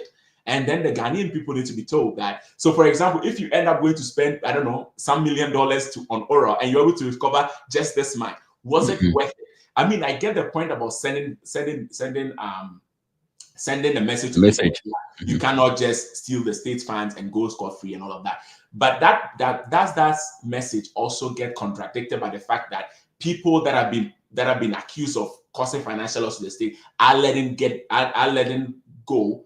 let go because their party is in power. Party that favors them is in power, right? So I think that there's policy incoherence in that regard as well. So I think that we really need to look at this whole Oro thing. And this is why I say that it's not a discussion of whether Oro is a good thing or is a bad thing. If we can recover loot, absolutely, because we need money. And we know our money has gone to places. Now, I think the other part that Oro hasn't really talked about, right? There have been a lot of projects, I think, that we have looked at where, the government has used all these digitalization things and there have been monies there. And the Oro is not even looking at that. And some of those projects are actually still ongoing. SML is still ongoing, right? The government made a lot, this current government, when they were in opposition, talk about SML a lot. So one of the things that I thought would happen is that when the government comes, one of the first things they would do is say, put a cost on SML, put a cost on LGVG and all those other things that are supposed to do revenue assurance and siphoning our money here and there. Those things are all still going. Yeah. So are we really sure about this overall thing? Right? I think that we need to really have these discussions because it sounds good to everybody that people are still in the state money. We need to get them back. But are we sending the right signal? Are we sending the right target and all of that? So those are my thoughts on that. All right. Okay. So, but yeah, Oriku. Again, I mean, Alfred mentioned that. To add a few points, if I may. Yeah. Mark, quickly. Yeah. See, when I said that it's conservative, in my view, it was because I was clear in my mind that the work that Oral did not cover everything that we all even know from an anecdotal point of view. And so there's still the capacity to thought up on that. Whether the number, the contents of that itself should merit what they mentioned, that's not what I went into. But what I mean is that it's conservative in the context of many others we know of. And I think we can all agree on that. I also agree that, look, the justice system must be sped up. We should focus more on recovery than necessarily on punishment. But that must also happen. The punishment must happen. But people's assets must be frozen. We need to set a precedent. Now, as for the previous cases, and I'm not here to defend, for me, I don't care who you are. If you have been involved in malfeasance, you must go to jail. And it's true, as Alfred said, that we must focus on recovery. For example, what has happened to the money that Dr. Johnson Isiama was accused of misappropriating, causing financial loss for? The truth is that there was no such money. And that's why the case was stuck. Because when they ended up in court, the question was, okay, you accuse him of causing financial loss to the state by giving this amount of money to so-and-so bank. Where is that money? It turned out that a large chunk of that money had been repaid by the bank to the Bank of Ghana. And the remaining amount was sat with UMB, over which Bank of Ghana had effectively had an encumbrance of which UMB cannot take it out without Bank of Ghana coming to them. So there was no financial loss to the state. And that is the main reason why his case was effectively just put there. In fact, the same state prosecutors wrote to say, this charge cannot stand because there's no financial loss. Let's leave it. So I agree that, look, if we were willy-nilly just releasing people because they're NDC, because they're party people, then oral will be a hypocritical exercise. But from what I know, using, for example, the Bob case, there's no financial loss. In the UK, you guys had, I believe, a trouble asset recovery program. In the US, in the UK, we had a similar one where government invested or took over certain banks that were on the brink of collapsing, invested in them, like Lloyd's Bank, and got its money back. How are you going to go and prosecute the Bank of England then, governor then, because you got the money back? So we have to be contextual about it. But whatever it is, we must still send a signal. If oral doesn't work, then you and I must as well forget about Ghana. It's not going to be free for all. Thank you. Yeah. All right. So, Oriku, I mean, Alfred says that we should have sort of the intent of solving a problem when it comes to some of these initiatives, especially with ORA. What problem are we seeking to solve? Are we seeking to prevent the consistent leakage of government funds through projects? And how do we seek to do that? By oral, do we want to set an example of prosecuting past government officials so that it becomes the structural change that we need to prevent that leakage from happening? Or within oral, do we intend to fill some of those loopholes that make it possible for politicians to dish out projects, contracts without due diligence, right? Without value for money analysis. So again, is oral solving the problem? Or these are these issues that you should really incorporate into the concept of oral? So I think what we are confronted with as a country is that we have corruption and we also have waste. And in our case, they are combined. And in most cases, the design of the policies and programs have a corrupt intent built in it, either corrupt intent or partisan intent. So in most cases, that's how come all our flagship programs end up becoming Operation Create, Loot, and Share. And that has been with us for a very long time. But for me, when I hear politicians openly talking about using the criminal justice system, talking about we're going to recover all loot, we're going to prosecute. I tell myself, these guys are very smart. They know exactly what you're talking about, and they know very well that they will not be able to prosecute anybody. They know very well that they cannot recover anything. They know. They know. And that is why Ablakwa came out to openly start mentioning names, talking about how many. It is purely political calculus. And that political calculus is what we've been doing to our country. We've been playing political football, political games. So ORA is good. It will serve a purpose, and that purpose is political games. If we are really serious about fighting corruption as a country, we should know that nowhere in the world can you use the criminal justice system to fight endemic corruption. When corruption is built in your programs, is built in your policies, and basically everybody is corrupt. And Conrad talked about even the criminal justice system. If we have all these issues, and corruption is one of those few things you don't need evidence, actually. You just need perception. And once you have the perception that the system is corrupt, all you need is to try to prevent it. If you are going to allow people to loot, and your goal is that when they loot, you are going to chase them, you're wasting your time as a government. Yeah. You are purely wasting your time because, like Alfred said, you are going to spend money to chase them. Yeah. And you will not be able to recover even this whole operation of recover all loot. I don't think they will be able to recover even 6%. Yeah. Because when crime becomes so pervasive, it becomes hard to track. These politicians are smart because when they are making the policies and programs, they design corruption into it. And we also get waste. Like in other parts of the world, the corruption is in there, but the waste is really avoided. And they don't really cause so much waste in normal public goods like roads and the rest. They might inflate it and make $1 or $2 on it, but the road will be done and it will be done well. But if the road end up washing away with the following year rain, there will be huge audit. In our part of the world, we don't do that. Yeah. So for me, practical step, Office of the Special Prosecutor, that office must go. There's no way that office can fight corruption. The OSP, that office, is a waste of resources. That the people working there, like Alfred said, we have to cost things. How much are they receiving? What is their salary? What is the whole staff capacity? How much are they receiving? What have they done? Yeah. And the fact of the matter is that even if the criminal justice system is effective, it will take you on average 6 years, 5 years to prosecute one criminal case in terms of corruption of that nature, because it's hard. And we have a system, a criminal justice system, where every case can travel to the Supreme Court.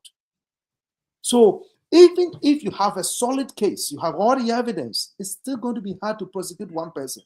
Not to talk about so many people that we are accusing the past government of being involved.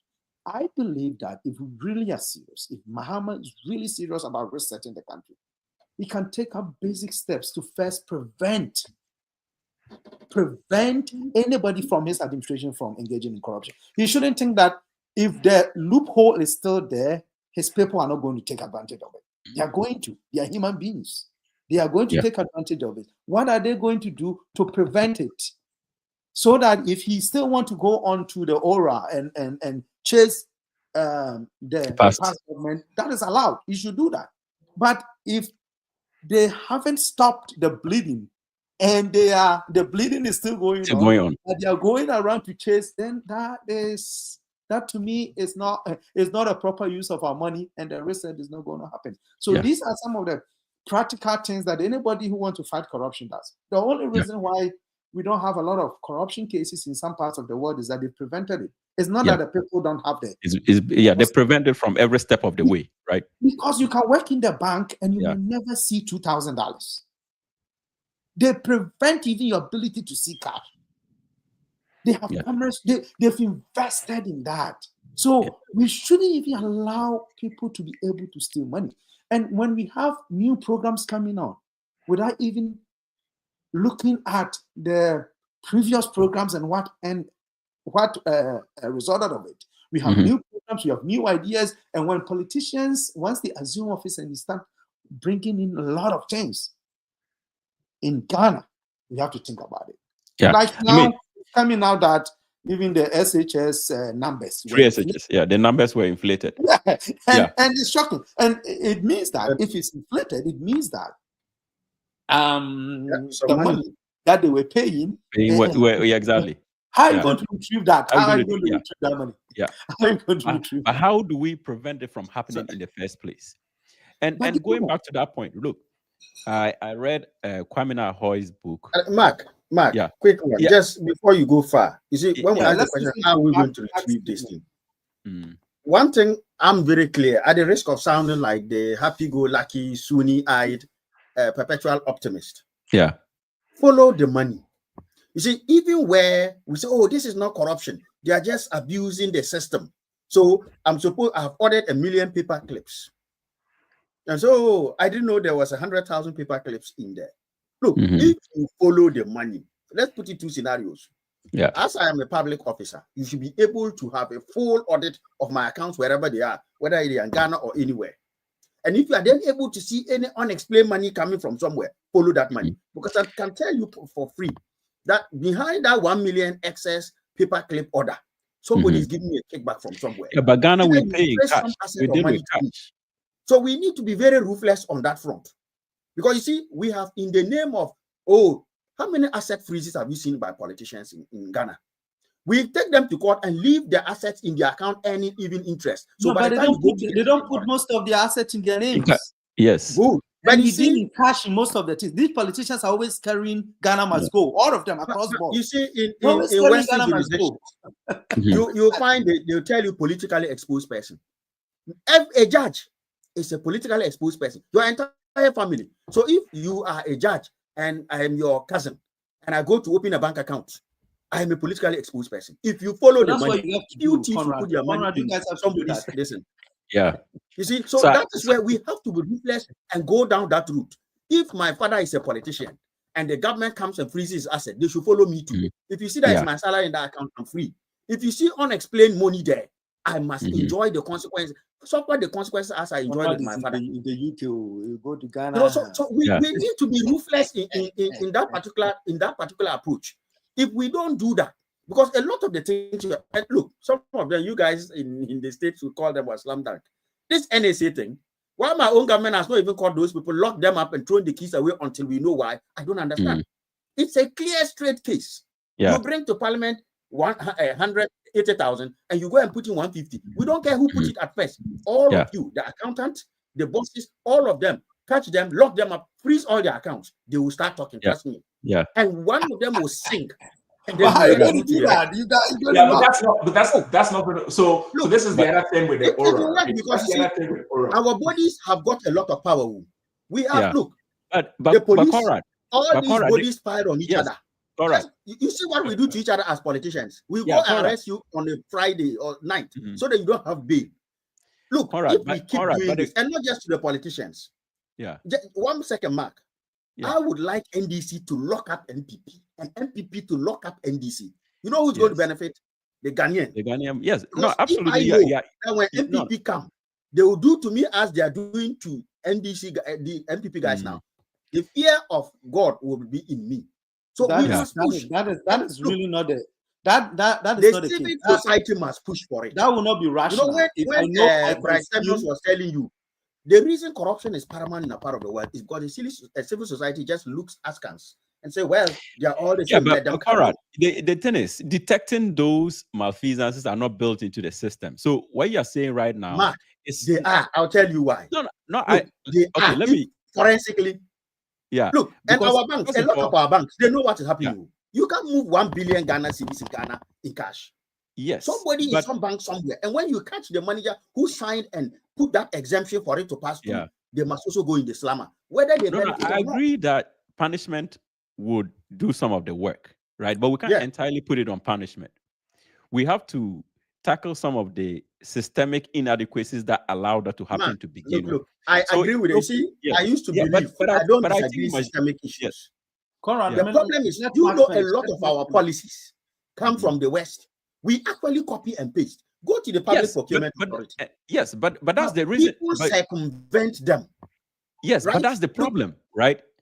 We have So local when ways someone of circumvents circumventing it, them. Conrad, you are deal behaving with like that person so ruthlessly. let Mark finish. Yeah, no, but what I'm even Zelensky. trying to say is that maybe we are speaking the same language, but we're just talking past each other. Because what I think is that we have local ways of circumventing some of these copy and paste policies that we have implemented. But let's look within and sincerely confront some of these loopholes. That, for instance, in our case, we deal predominantly with cash. How are we going to address that problem where a contractor is awarded a certain amount of money, it is signed off, and he takes the money, but it's more or less a gentleman's agreement with the one who awarded the contract, and the person pays him back in cash, right?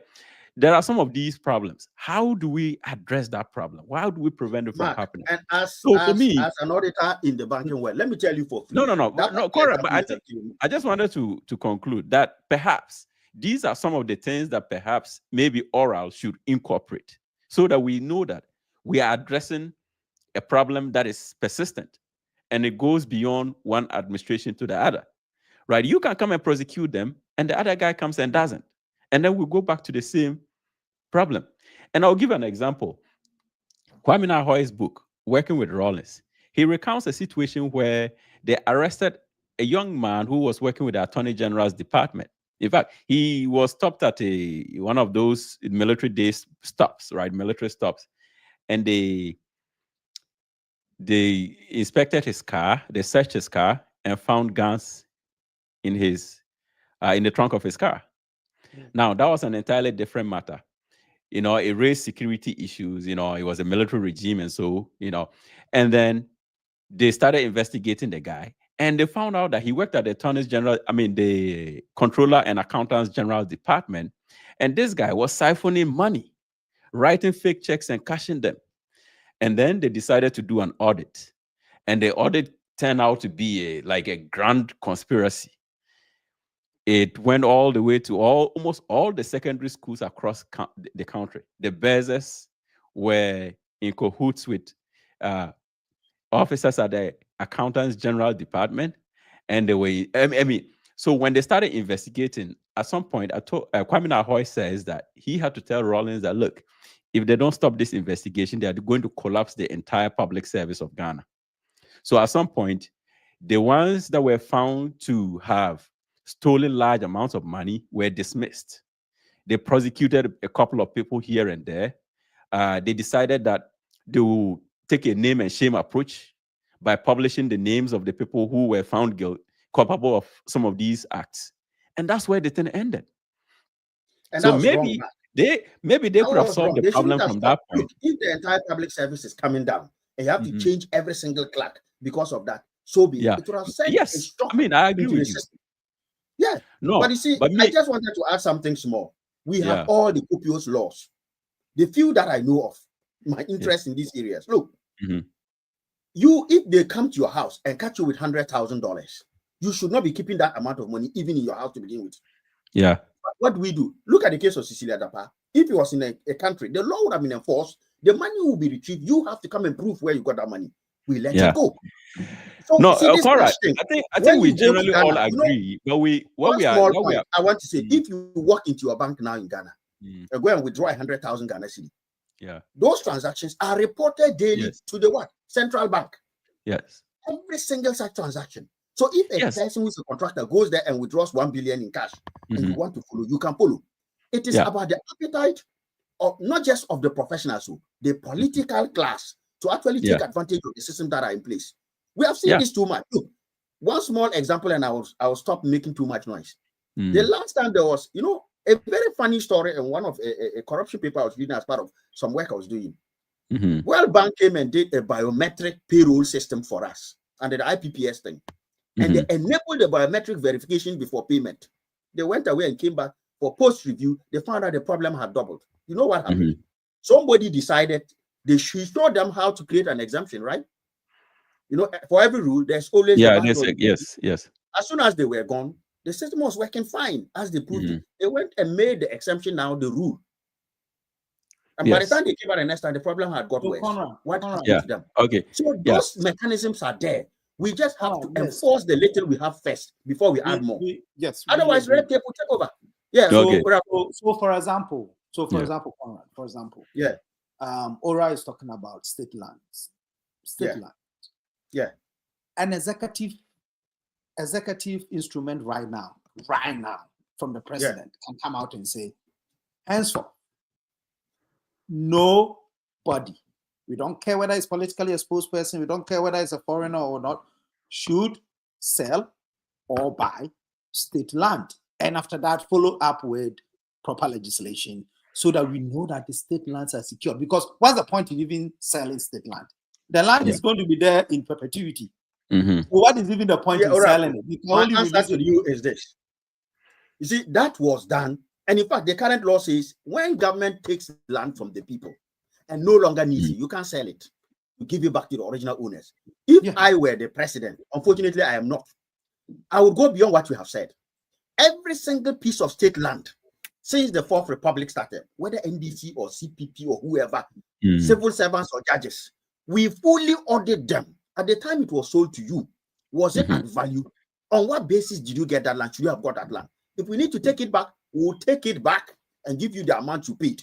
If we set the precedent for the next person we must be very radical about it.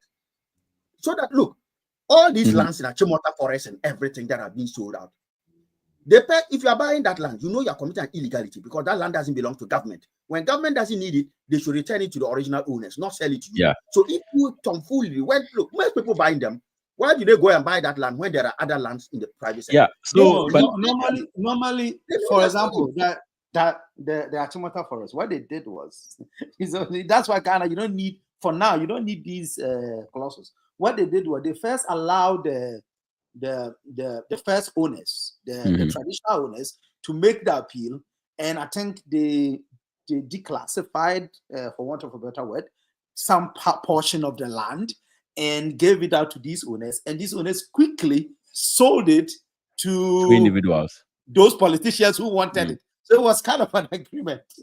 Yeah, Was that yeah, see, but I think, why but I can't the think that, government prosecute it? yeah, all You right. see, even including the think that decision we to are. declassify. I think that we are all on the same page, except that I feel that our system doesn't have some internally built mechanisms that would trigger actions, right? It doesn't trigger corrective action when some of these things are done.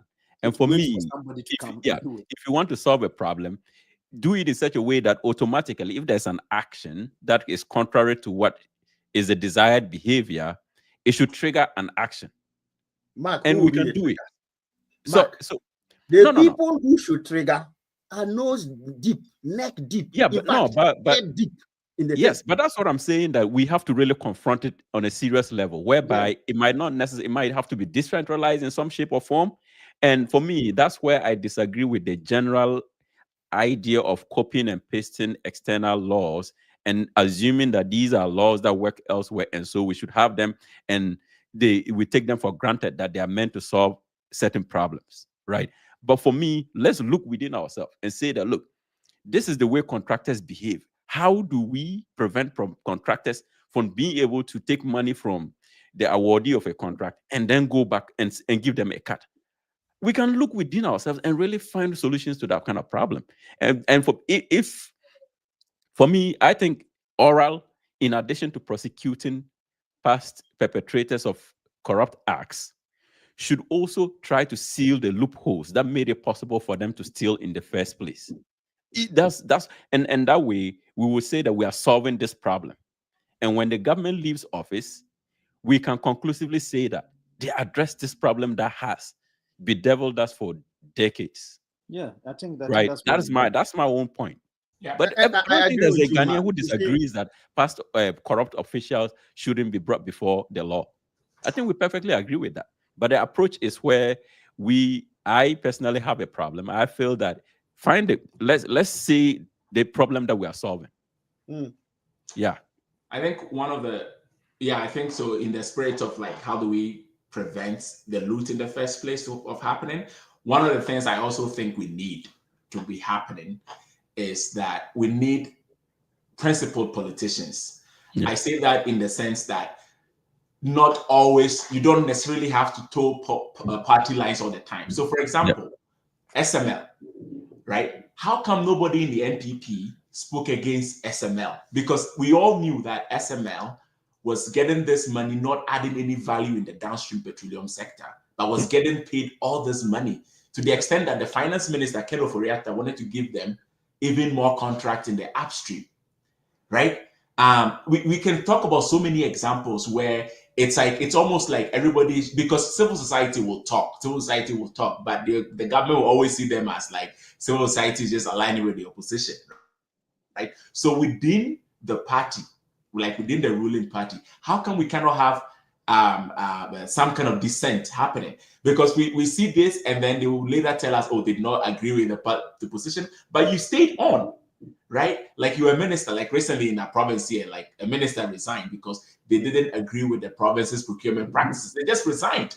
That hardly happens in our jurisdiction, right? So these same people stay on. Like Baumia later came to tell us that he didn't agree with some of the things that was happening, but you stayed on, right? And so, and I think it's not an easy thing to do, of course. Like it's easier said than done, but I think we really need to get to that certain point where there will be internal dissent that's happening. Because, like, I made the example of the gold board, and I think that I'm very particular about that, because the Bank of Ghana has gold board is technically going to be doing gold trading, basically, and the gold for reserves and all those stuff. Like the opportunity that's it. And you were talking about the losses that were made. The Ghanaian people don't even have an extent of like how much losses were actually made. Like you've said, 94 million here. We understand there's even more losses that happened, right? But here's the case: we haven't addressed any of that. We're going to do our own program, right? So who is speaking against that? Who is bringing that dissent? Who is bringing that? And it's not something that you're telling people in private, right? Maybe you say they don't listen, so maybe you come public with it,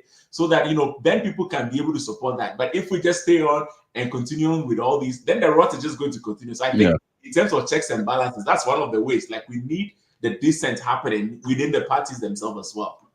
No, Okay. Alfred, I agree with you Yeah. 100%. And I tell you, that is a conundrum that I personally have had. And look, my view is this. Mhm. Look at the makeup of our politicians. We need objective thinking people like two of you. Forget me, I'm NDC already.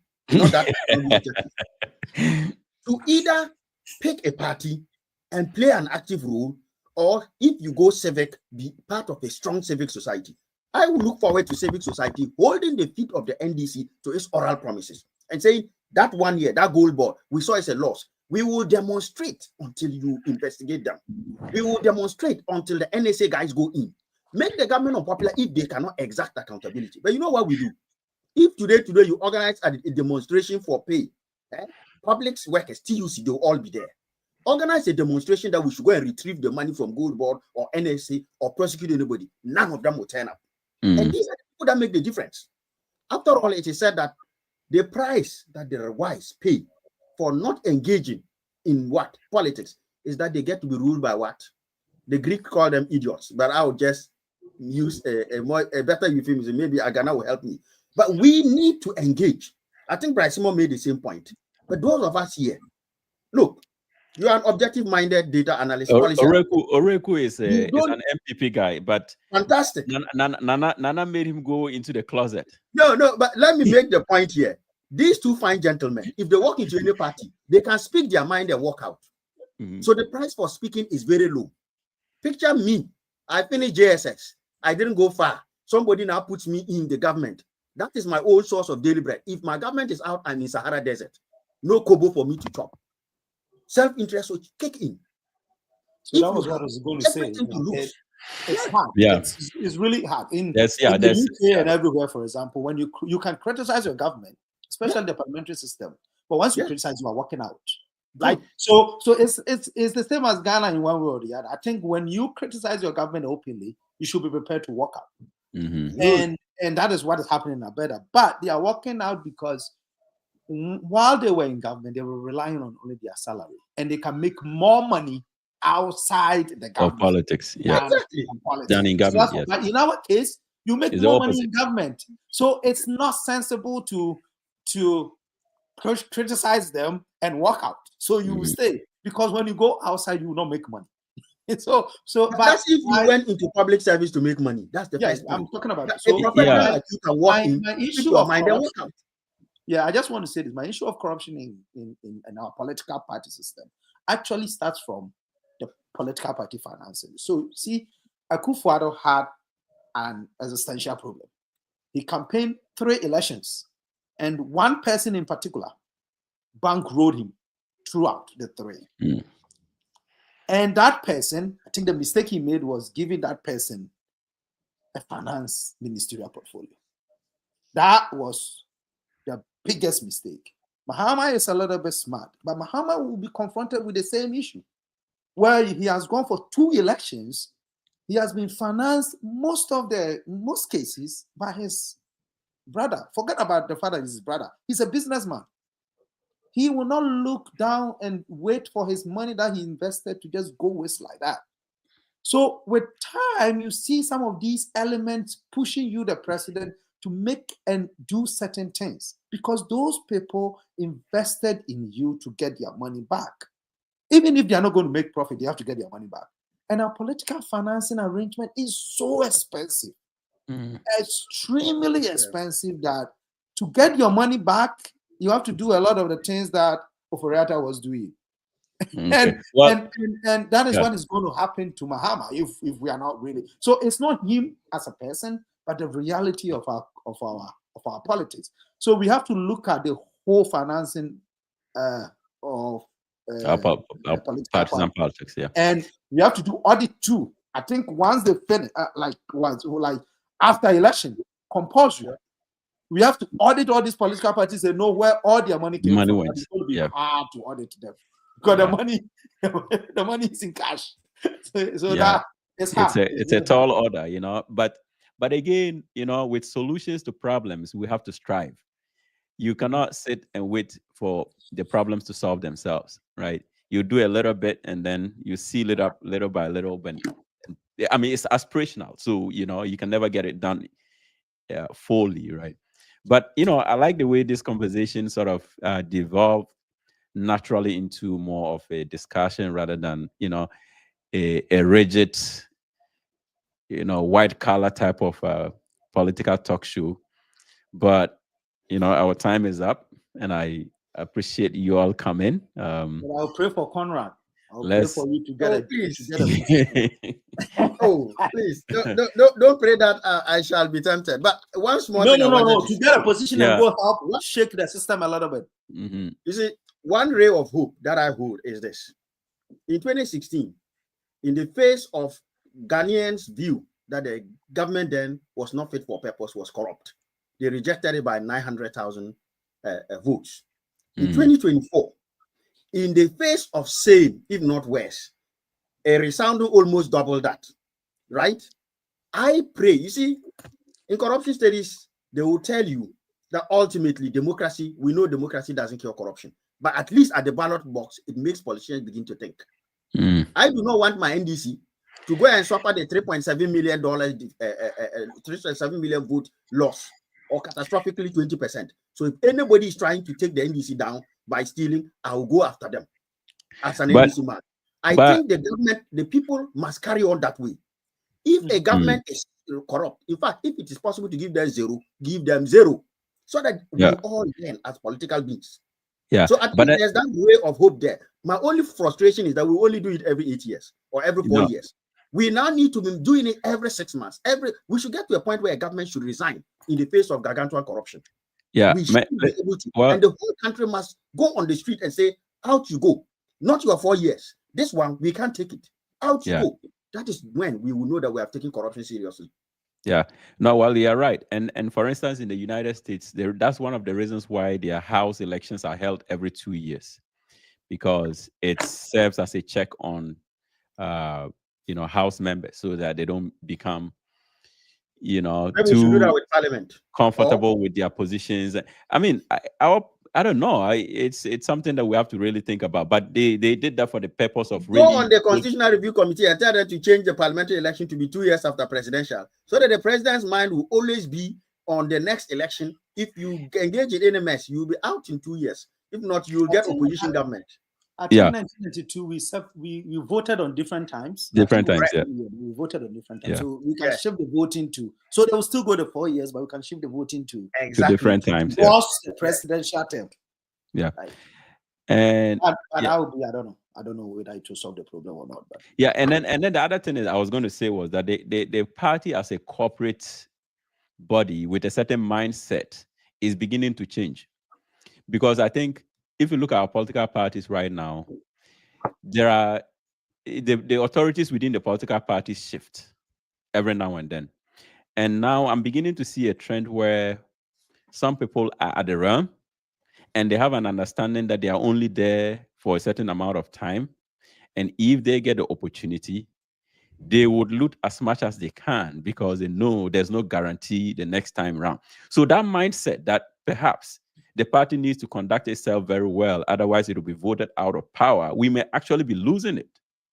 Because I look around and I see that no, personalities are satisfying their individual interest. They lobby or they campaign to become party executives just to get that one chance where they can loot and leave, because they know it's not guaranteed. So the mindset of a party with a certain mindset as a corporate entity thinking about future election, we are losing it in our political dispensation as we speak today.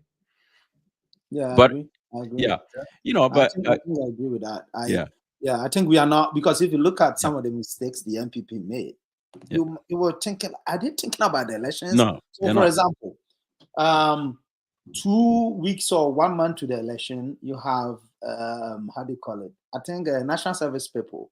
Some of them have their money; they are asking for it to be paid. You guys say you're not paying. Yeah. But you have monies for other things that you were doing, and I don't understand, why would you pay somebody who has worked and his money? So, like you said, those monies, I think some people were sitting on it to do knowing very well that even if Baumia is to win, they are out. Yeah.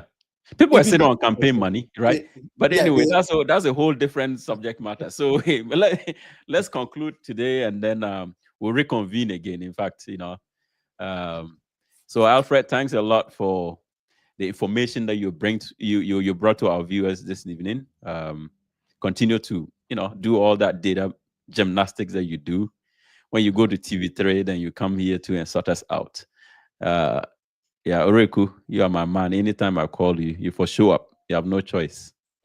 And then Conrad, thanks a lot. So, Thank you, and guys. to our viewers, thanks for you, joining guys. us every Saturday Thank to you. have a conversation about Ghana. And until next time, have a lovely weekend. Bye. All right, guys. Yeah. Good night, guys. Right. You let it yum yum yum yum yum yum yum yum yum yum. Nayela pere Matinayela bese.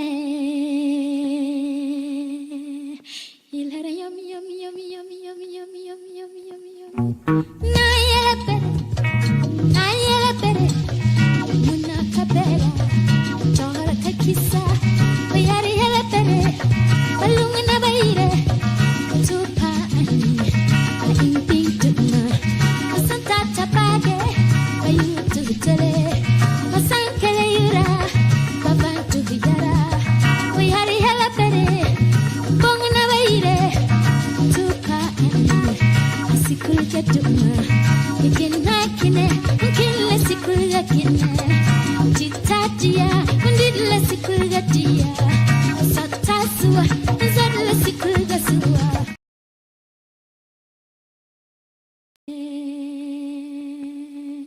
Ilere yum yum yum yum yum yum yum yum yum yum Nayela pere Matinayela bese Ilere yum yum yum yum yum yum yum yum yum yum